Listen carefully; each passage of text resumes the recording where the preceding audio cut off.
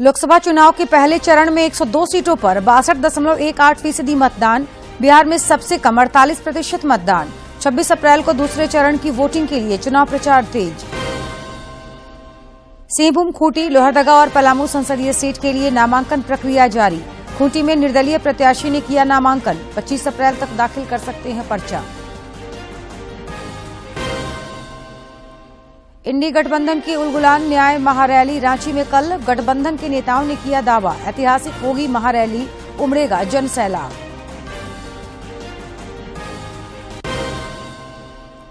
और राजधानी रांची समेत राज्य भर में हीट वेव को लेकर मौसम विभाग का येलो अलर्ट। बढ़ती गर्मी की आशंका से स्वास्थ्य विभाग ने अस्पतालों में अलग विंग बनाने का दिया निर्देश।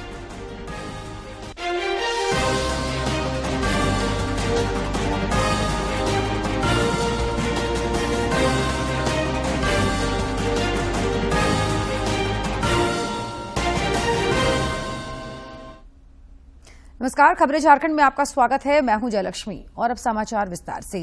लोकसभा चुनाव के पहले चरण में 102 लोकसभा सीटों पर कल 62.18% मतदान हुआ। मतदान काफी हद तक शांतिपूर्ण रहा और तमाम क्षेत्रों के मतदाताओं ने नागरिक जिम्मेदारी का शानदार प्रदर्शन करते हुए गर्मी के बावजूद उत्साहपूर्वक भाग लिया। बिहार में सबसे कम करीब 48% मतदान दर्ज किया गया। 21 राज्यों और केंद्र शासित प्रदेशों की 102 सीटों के लिए वोटिंग हुई। कुछ छिटपुट घटनाओं को छोड़कर मतदान कुल मिलाकर शांतिपूर्ण रहा। इसके साथ ही अधिकांश पूर्वोत्तर सहित 10 राज्यों और केंद्र शासित प्रदेशों के लिए मतदान पूरा हुआ। वहीं पहली बार मतदान करने वाले मतदाताओं ने भी काफी उत्साहपूर्वक भाग लिया। भीषण गर्मी के बावजूद लोगों ने बढ़ चढ़कर मतदान में हिस्सा लिया। अब 26 तारीख को दूसरे चरण का मतदान होगा। लोकसभा चुनाव के दूसरे चरण के लिए चुनाव प्रचार तेज हो गया है। प्रधानमंत्री नरेंद्र मोदी ने आज महाराष्ट्र के नांदेड़ में चुनावी जनसभा को संबोधित किया। श्री मोदी आज परभनी में भी चुनावी जनसभा को संबोधित करेंगे। नांदेड़ में चुनावी प्रचार के दौरान प्रधानमंत्री ने लोगों से अधिक संख्या में वोट करने की अपील की। लोकतंत्र के लिए मेहनत कीजिए। अरे आज नहीं तो कल, कल नहीं तो परसों, परसों नहीं तो नरसों। अरे कभी तो मौका आएगा। ऐसे निराश हो गए क्या बैठ गए हो? इसलिए जिनकी हार सुनिश्चित है उनके कार्यकर्ताओं को भी मैं हौसला बुलंद करते हुए कहना चाहता हूं कि आप मतदाताओं को जरूर मतदान करने के लिए प्रेरित कीजिए, क्योंकि दुनिया के लोगों को, दुनिया में वोटिंग परसेंटेज बहुत कम होता है। भारत में जब इतना सारा वोटिंग परसेंटेज होता है उसका विश्व में प्रभाव होता है। भारत की लोकतंत्र की ताकत का एक मजबूत उदाहरण बनता है। दुनिया को भी भारत को समझने के लिए अधिकतम वोटिंग बहुत जरूरी होता है। और आने वाले 25 साल तो विश्व में भारत के महात्म्य के वर्ष है और इसलिए अधिक मतदान हमारी लोकतांत्रिक ताकत का परिचय देता है। उधर इंडी गठबंधन की ओर से भी लगातार चुनावी रैली की जा रही है। कांग्रेस के वरिष्ठ नेता राहुल गांधी आज देवघर के रास्ते भागलपुर पहुंचे और वहां एक चुनावी जनसभा को संबोधित किया। इसके अलावा इंडी गठबंधन के कई नेताओं की एक के बाद एक कई रैलियां हैं।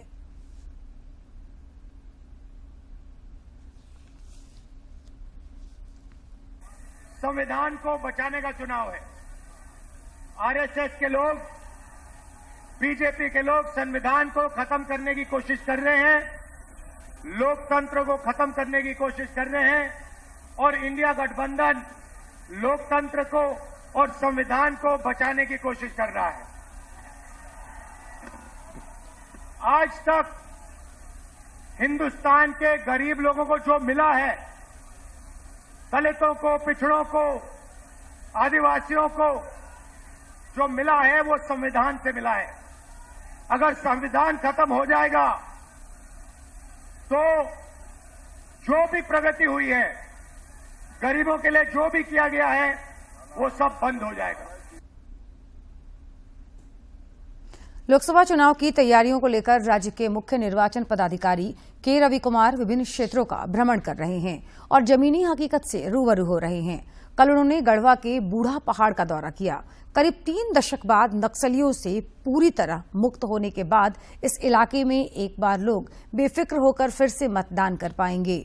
वहां से लौटने के बाद मुख्य निर्वाचन पदाधिकारी ने रांची में पत्रकारों से बातचीत की। बूढ़ा पहाड़ में पब्लिक के बीच में वो डर निकल गया। सुरक्षा का व्यवस्था के बाद हम लोग अपने बूथ में मतदान करने के लिए मौका मिल गया। आज मैं कौन सा बूथ में गया था, वहाँ का गांव का आदमी का याद नहीं कभी यहाँ पर वोट हुआ, मतलब उस तरफ से बहुत पहले हुई थी। इस बार हम मौसम पर सुरक्षा दृष्टिकोण से ठीक होने के कारण वहाँ पर वोट हो रही है। उसमें वहाँ का बूथ अवेयरनेस ग्रुप का डीएमओ का ग्रामीण लोगों से भी बात हुई थी। इस बार वो काफी संख्या में अपने बूथ में मताधिकार का प्रयोग करेंगे।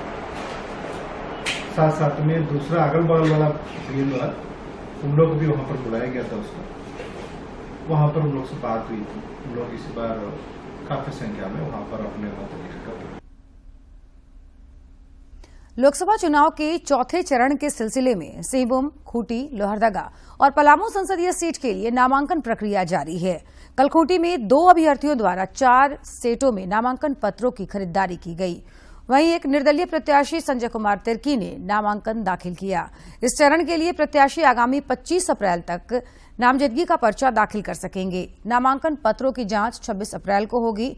29 अप्रैल तक नाम वापसी की तिथि निर्धारित है और उसी दिन पात्र उम्मीदवारों के बीच चुनाव चिन्ह का आवंटन कर दिया जाएगा।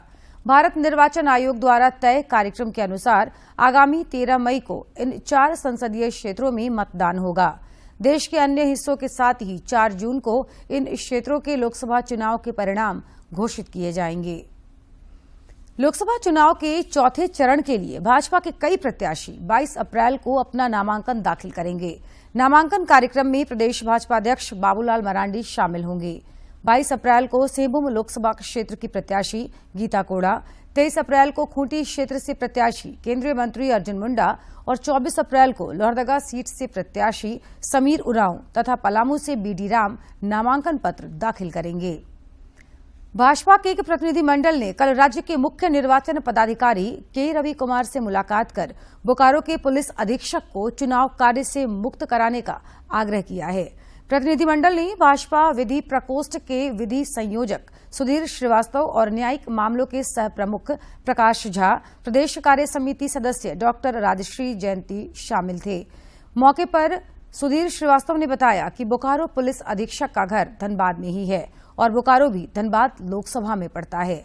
ऐसे में चुनाव गाइडलाइन के अनुसार कोई पदाधिकारी का तबादला उसके गृह जिला से उसी लोकसभा क्षेत्र में नहीं होना चाहिए।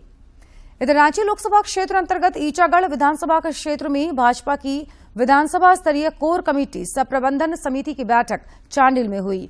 इस बैठक में पार्टी पदाधिकारियों ने लोकसभा चुनाव में जीत को लेकर मंथन किया। इस दौरान पार्टी प्रत्याशी संजय सेठ भी मौजूद थे।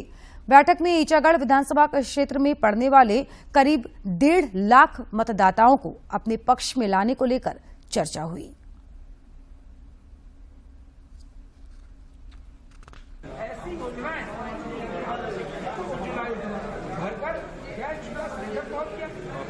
यह प्रधानमंत्री सड़क योजना सैकड़ों किलोमीटर सड़क पे तो आम जनता मोदी के कहने में विश्वास कर रही है। मोदी ने जो कहा वो किया। गिरिडीह जिले में चुनावी तैयारियों को लेकर पदाधिकारियों के चल रहे प्रशिक्षण शिविर का जिला निर्वाचन पदाधिकारी नमन प्रियेश लकड़ा ने निरीक्षण किया। इस दौरान उन्होंने चुनाव कर्मियों को पूरी निष्ठा से काम करने को कहा। इस मौके पर श्री लकड़ा ने कहा कि कोडरमा संसदीय क्षेत्र में मतदान करने वाले योग्य मतदाता 23 अप्रैल तक अपना नाम मतदान सूची में दर्ज करा सकते हैं। उन्होंने लोगों से अपील की कि छूटे हुए मतदाता अपना नाम मतदाता सूची में दर्ज कराएं और 100% मतदान कर राष्ट्रीय पर्व में भाग लें। सभी जो भी कर्मी हैं वो निष्ठापूर्वक अपने दायित्व का निर्वहन करें और सभी जो मतदाता हैं वो भी चुनाव के दिन, जो कि 20 मई को कोडरमा पार्लियामेंट्री कंस्टिट्यूंसी का चुनाव है और 25 मई को गिरिडीह पार्लियामेंट्री कंस्टिट्यूंसी का चुनाव है। उसमें आप लोग अपना मताधिकार का प्रयोग जरूर करें। और ये भी एक बताना इम्पॉर्टेंट है कि 23 तारीख तक आप अपना मतदाता सूची में नाम इंक्लूड कराने के लिए फॉर्म भर सकते हैं। ये है 5 कोडरमा पार्लियामेंट्री कंस्टिट्यूंसी के लिए, और जो गिरिडीह पार्लियामेंट्री कंस्टिट्यूंसी के लिए वो और 3-4 दिन ही एक्स्ट्रा है, जो कि उसका वोटिंग का डे बाद। इंडी गठबंधन की उलगुलान न्याय महारैली कल रांची में होगी। कल झामुमो और इंडी गठबंधन के नेताओं ने संयुक्त प्रेस कॉन्फ्रेंस कर यह दावा किया कि यह रैली ऐतिहासिक होगी और इसमें जन सैलाब उमड़ेगा। इस मौके पर झामुमो के केंद्रीय महासचिव सह प्रवक्ता सुप्रियो भट्टाचार्य ने कहा कि न्याय उलगुलान महारैली में बंगाल, बिहार और ओडिशा के लोग भी शामिल होंगे।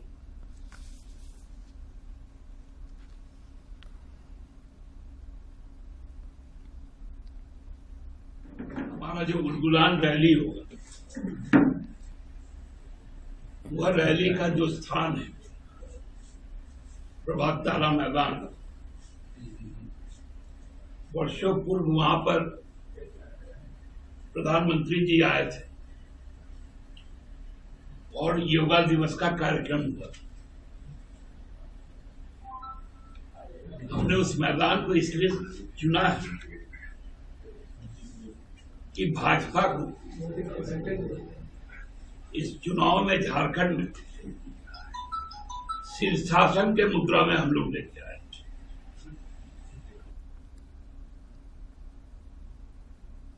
गोड्डा जिले के सुंदर पहाड़ी प्रखंड में एक पहाड़िया जनजाति के युवक की पुलिस की गोलीबारी में हुई मौत को लेकर समाज में अभी भी गुस्सा है।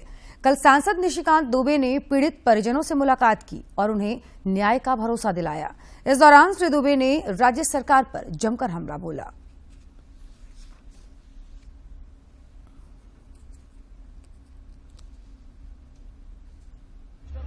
मैंने आईजी को भी कहा है कि थाना प्रभारी के ऊपर भी वही एफआईआर होना चाहिए जो एएसआई के ऊपर हुआ, और उसको भी सलाखों के पीछे होना चाहिए और एक निर्दोष को मारने का होना चाहिए। शेड्यूल ट्राइब एट्रोसिटीज एक्ट होना चाहिए जिससे कि उस परिवार को पैसा मिल जाएगा। इसके अलावा उस परिवार में जो उनके भाई हैं, उनके भाई की इच्छा थी कि वो जेपीएससी कंप्लीट करें, वो अफसर बने। मैंने कहा है कि तुम पढ़ते रहो, उस पढ़ाई की जो पूरा खर्चा है चुनाव होने के बाद यदि राज्य सरकार नहीं देगी तो हम कहीं न कहीं से व्यवस्था करा के देंगे। और गांव के अन्य भी लोग जो है, क्योंकि सभी पहाड़िया को नौकरी देना है 100% नौकरी। नई दिल्ली में आज आपराधिक न्याय प्रणाली के प्रशासन में प्रगतिशील पथ पर भारत शीर्षक से एक सम्मेलन का आयोजन किया गया। इस सम्मेलन को कानून मंत्री अर्जुन राम मेघवाल और भारत के मुख्य न्यायाधीश डीवाई चंद्रचूड़ ने संबोधित किया। इस दौरान सीजेआई ने कहा कि इन 3 नए कानूनों से भारत में एक नए अध्याय की शुरुआत होगी।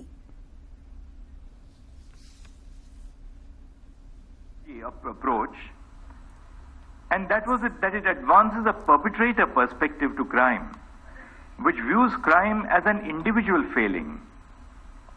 It does not address systemic causes which push people to commit crimes. For example, a law addressing gender violence will rightly condemn such violence as immoral and punish it. But it does little to change the sexist and patriarchal approach and framework of our society, which induces the commissions of these crimes. Damodar घाटी निगम DVC आने वाले समय में झारखंड के कोडरमा में 2 unit और बंगाल के रघुनाथपुर में 2 यूनिट लगाने जा रही है, जिससे 2900 मेगावाट अतिरिक्त बिजली का उत्पादन हो सकेगा। दामोदर घाटी निगम डीवीसी देश में गुणवत्ता युक्त बिजली उत्पादन, वितरण और उपभोक्ताओं की समस्याओं के समाधान के लिए लगातार कोशिशें कर रहा है। इस क्रम में बोकारो में विद्युत उपभोक्ताओं के साथ एक कस्टमर मीट का आयोजन किया गया। इस कस्टमर मीट में डीवीसी के अध्यक्ष एस सुरेश और अन्य अधिकारी मौजूद रहे। इस दौरान अध्यक्ष ने उपभोक्ताओं के साथ कई विषयों पर चर्चा की और उनसे सुझाव भी मांगे। उन्होंने कहा कि डीवीसी कमांड एरिया में विद्युत उत्पादन के साथ ही सामाजिक कार्य करने के लिए भी कृत संकल्पित है। हम लोग भी आपको और भी ज्यादातर आपका जो एक्सपेंशन प्लान है वो एक्सपेंशन प्लान आप आप बताएंगे, हम लोग we will try as far as possible plan for your expansion also. हम लोग अभी ट्रांसमिशन नेटवर्क में कम से कम 2200 करोड़ का एक्सपेंशन हम लोग का करने के लिए हम लोग प्लान कर रहे हैं नेक्स्ट 2-3 ईयर्स। इस दौरान पत्रकारों से बातचीत में डीवीसी के मुख्य जनसंपर्क पदाधिकारी राजीव रंजन सिन्हा ने बताया कि डीवीसी आने वाले समय में झारखंड के कोडरमा में 2 यूनिट और बंगाल के रघुनाथपुर में 2 यूनिट लगाने जा रही है। उन्होंने बताया कि चारों यूनिट की क्षमता 2900 मेगावाट होगी। मुख्य जनसंपर्क पदाधिकारी ने कहा कि साल 2030 तक डीवीसी ने 15,000 मेगावाट बिजली उत्पादन का लक्ष्य रखा है।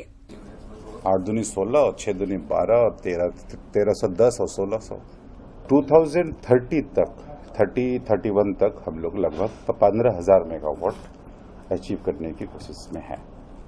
जो अभी हम लोग 6700 मेगावाट के आसपास हैं, तो हम लोग लगभग अगले 7 सालों में लगभग 15,000 मेगावाट के आसपास। बढ़ती जनसंख्या से देश की ऊर्जा जरूरतें बढ़ रही हैं। उम्मीद की जानी चाहिए दामोदर घाटी निगम डीवीसी समय पर जरूरत के हिसाब से अपनी कार्य क्षमता में इजाफा कर उसकी पूर्ति में अपने हिस्से का योगदान दे सकेगा। बोकारो से मनोज की रिपोर्ट। एनटीपीसी की नॉर्थ कर्णपुरा पावर प्रोजेक्ट स्थित भेल कंपनी के स्टोर यार्ड में कल भीषण आग लग गई। इसमें करोड़ों रुपए के नुकसान हुए। हालांकि एनटीपीसी द्वारा नुकसान का आकलन नहीं किया गया है। जानकारी के मुताबिक अगलगी में 10 कंटेनर सहित कई उपकरण के जलने की सूचना है।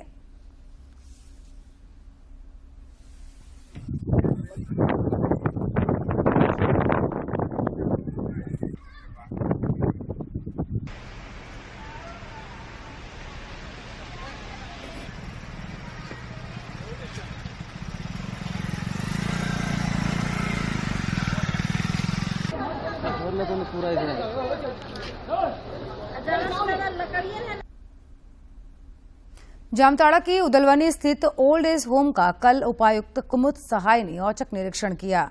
इस दौरान उपायुक्त ने ओल्ड एज होम में रह रहे बुजुर्गों से मिलकर उनका हालचाल जाना और उपलब्ध सुविधाओं की जानकारी ली। उपायुक्त ने बुजुर्गों के बीच फल का भी वितरण किया।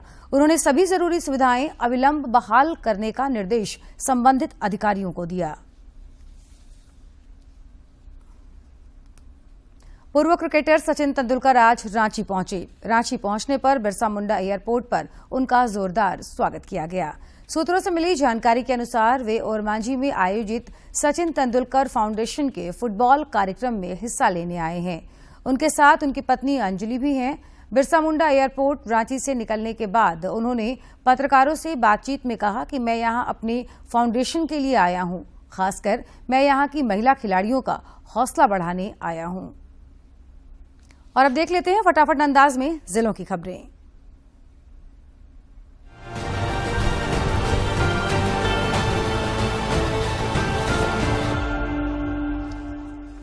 पलामू लोकसभा चुनाव कराने के लिए कर्मियों को लगाने से पहले उन्हें प्रशिक्षण देकर हर तरह से दक्ष बनाया जा रहा है, ताकि इलेक्शन के दिन किसी तरह की समस्या न आए और नियमानुसार चुनाव संपन्न हो जाए। इसी कड़ी में 9,790 मतदान कर्मियों को पीठासीन, प्रथम, द्वितीय और तृतीय मतदान पदाधिकारी का प्रशिक्षण दिया गया। लोकसभा चुनाव में मतदान प्रतिशत बढ़ाने को लेकर स्वीप के तहत मतदाता जागरूकता के लिए लगातार विभिन्न तरह की गतिविधियां आयोजित की जा रही हैं। विशेषकर शहरी क्षेत्र में मतदान प्रतिशत बढ़ाने को लेकर प्रयास किए जा रहे हैं। इसी कड़ी में रांची के हेहल स्थित केंद्रीय प्रशिक्षण संस्थान में कम मतदान प्रतिशत वाले बूथों में बेहतर मतदान को लेकर आयोजित बैठक में मतदान प्रतिशत बढ़ाने पर चर्चा की गई। दुमका के नगर थाना में धोखाधड़ी कर 57 लाख रुपया ठगी करने के मामले में रांची के 2 लोगों के विरुद्ध प्राथमिकी दर्ज की गई है। यह कार्रवाई दुमका शहर के चंपानगर ग्रैंड स्टेट मोहल्ले के पतरास टुड्डू के बयान पर नगर थाने की पुलिस ने की है। राजधानी रांची के आधा दर्जन से अधिक थाना क्षेत्र में ब्राउन शुगर सप्लाई करने वाले किंगपिन पिंटू को पुलिस ने सुखदेवनगर थाना क्षेत्र से गिरफ्तार किया है। पुलिस ने उसके पास से 26 ग्राम ब्राउन शुगर जब्त किया है। रांची के डेली मार्केट थाना क्षेत्र से पुलिस ने चोरी के 13 महंगे मोबाइल चोरी करने के मामले में 4 चोर को गिरफ्तार किया है। गिरफ्तार चोरों में लखन भाट, नरेश सिंह, गोविंद सिंह और कृष्णा सिंह शामिल हैं।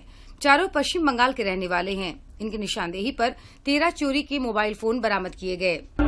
दुमका जिले के जरमुंडी थाना के क्षेत्र में बासुकीनाथ नोनीहाट मुख्य मार्ग पर घोरटोपी के पास मछली लदे पिकअप वैन और मोटरसाइकिल की आमने सामने जोरदार भिड़ंत हो गई।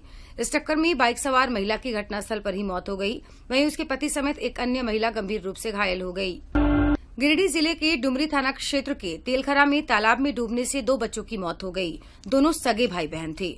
दोनों अपने मामा के घर शादी समारोह में भाग लेने तेलखरा आए हुए थे। खूंटी पुलिस ने 14 वर्षों से फरार नक्सली बोदल मुंडा को गिरफ्तार कर लिया है।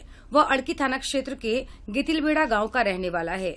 खूंटी के अनुमंडल पुलिस पदाधिकारी वरुण रजक ने बताया कि फरार नक्सली बोदल मुंडा किसी अप्रिय घटना को अंजाम देने के उद्देश्य से अपने गांव गितिलबेड़ा आए हुए थे।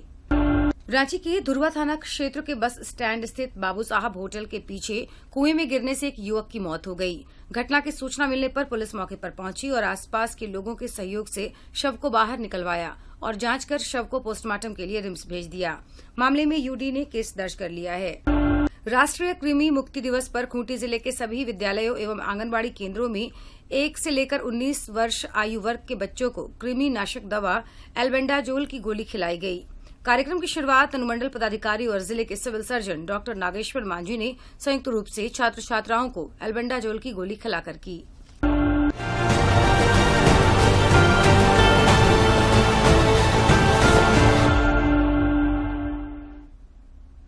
और अब बात मौसम की। राज्य के विभिन्न इलाकों में भीषण गर्मी और हीट वेव का प्रकोप जारी है। रांची स्थित मौसम विज्ञान केंद्र की ओर से रांची समेत राज्य भर में आज से अगले 2 दिनों तक गर्मी बढ़ने की चेतावनी जारी की गई है। इस दौरान रांची का अधिकतम तापमान 40 डिग्री सेल्सियस तक पहुंचने का अनुमान है। कोल्हान प्रमंडल, उत्तरी छोटानागपुर के बोकारो, धनबाद और संथाल परगना प्रमंडल के जिलों में अगले 3 दिनों तक उष्ण लहर चलने को लेकर मौसम विभाग ने येलो अलर्ट जारी किया है। 22 अप्रैल को मौसम में बदलाव के साथ हल्की बारिश और वज्रपात की संभावना है। झारखंड में कैसा मौसम रहेगा, तो 18 से 22 अप्रैल तक झारखंड में मौसम शुष्क ही रहेगा और अभी आने वाले अगले जो 3 दिन है 18, 19, 20 में आपको जो उच्चतम तापमान है उसमें 2 से 3 डिग्री की बढ़ोतरी देखने को मिलेगी। इसके तत्पश्चात इसमें कोई बड़ा बदलाव देखने को नहीं मिलेगा। चेतावनी की बात करें तो 19 तारीख से लेके 22 तारीख तक झारखंड में उष्ण लहर हीट वेव की चेतावनी जारी की जाती है। खासकर अगर बात किया जाए,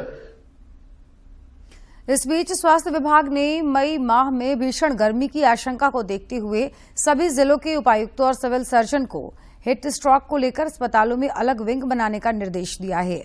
निर्देश में कहा गया कि सभी सरकारी अस्पतालों में ice pack, cold water, fan, air cooler, ORS का पैकेट और डायरिया रोधी दवा की पर्याप्त व्यवस्था की जाए। भारतीय रेल गर्मी के मौसम में यात्रियों की संभावित भीड़ के मद्देनजर व्यापक प्रबंध करने जा रहा है। गर्मियों के दौरान यात्रा की मांग में अनुमानित वृद्धि के लिए भारतीय रेल गर्मी के मौसम में यात्रियों की सुविधा के वास्ते रिकॉर्ड तोड़ 9,111 यात्राएं संचालित करेगी। इस रिपोर्ट में देखते हैं आपातकालीन चिकित्सा और देखभाल में किन बातों का ध्यान रखना चाहिए। क्रिटिकल केयर का विशेष महत्व है। ऐसे रोगियों में गहन देखभाल जीवनदायक सिद्ध हो सकती है। क्रिटिकल केयर की आवश्यकता कई अवस्थाओं में होती है।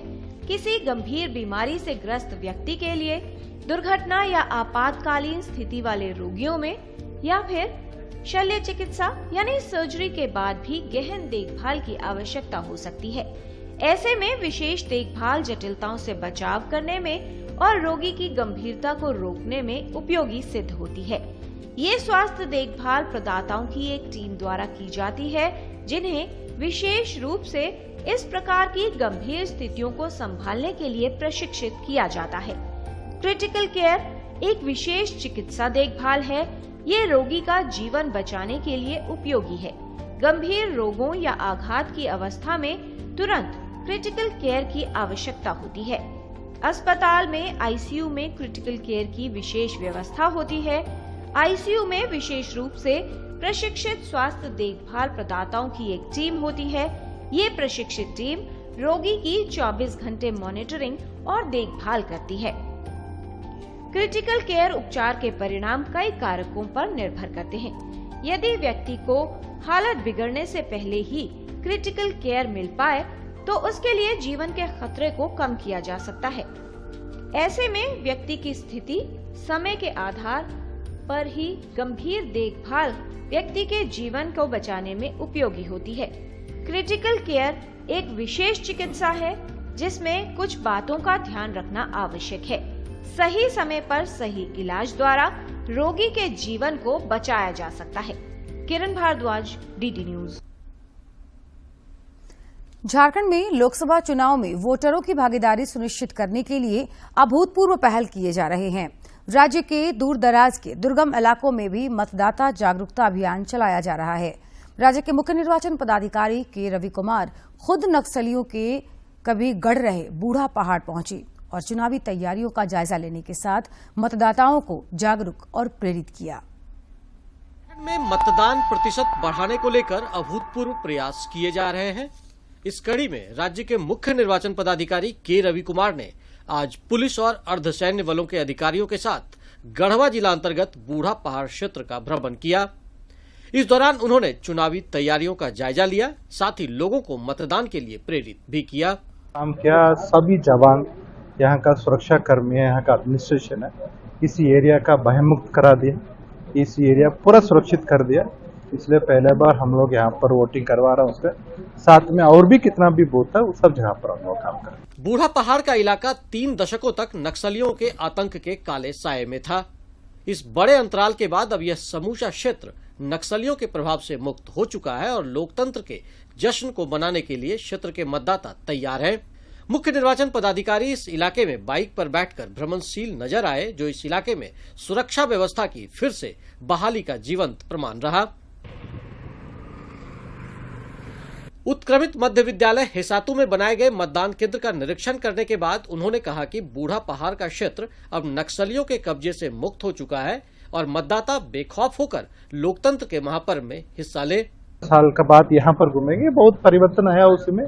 अभी सुरक्षा का दृष्टिकोण में बहुत इम्प्रूव हुआ और भी कुछ क्या क्या बचा हुआ है, सभी मिलकर हम लोग सुरक्षित करा देंगे। इस मौके पर राज्य के पुलिस नोडल पदाधिकारी एवी होमकर भी मौजूद थे। उन्होंने कहा कि बूढ़ा पहाड़ में बदलाव की बयार बह रही है और इस बार के लोकसभा चुनाव में क्षेत्र के मतदाता वोटिंग को लेकर खासे उत्सुक और उत्साहित है।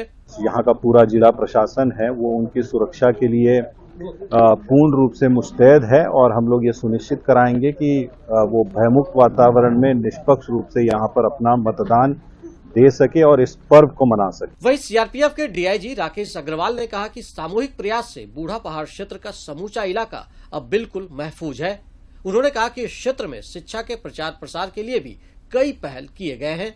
लोकतंत्र का महापर्व भी इस बार यहाँ देखने को मिलेगा। एफिशिएंट जो स्टेट की डिमांड के हिसाब से सेंट्रल पैरामिलिट्री फोर्सेस की जो कंपनीज हैं वो मुहैया कराई जा रही हैं स्टेट को। और खबरों के अंत में एक नजर मुख्य समाचार पर। लोकसभा चुनाव के पहले चरण में 102 सीटों पर 62.18% मतदान। बिहार में सबसे कम 48% मतदान। 26 अप्रैल को दूसरे चरण की वोटिंग के लिए चुनाव प्रचार तेज। सिंहभूम, खूंटी, लोहरदगा और पलामू संसदीय सीट के लिए नामांकन प्रक्रिया जारी। खूंटी में निर्दलीय प्रत्याशी ने किया नामांकन। 25 अप्रैल तक दाखिल कर सकते हैं पर्चा। इंडी गठबंधन की उलगुलान न्याय महारैली रांची में कल। गठबंधन के नेताओं ने किया दावा, ऐतिहासिक होगी महारैली, उमड़ेगा जन सैलाब।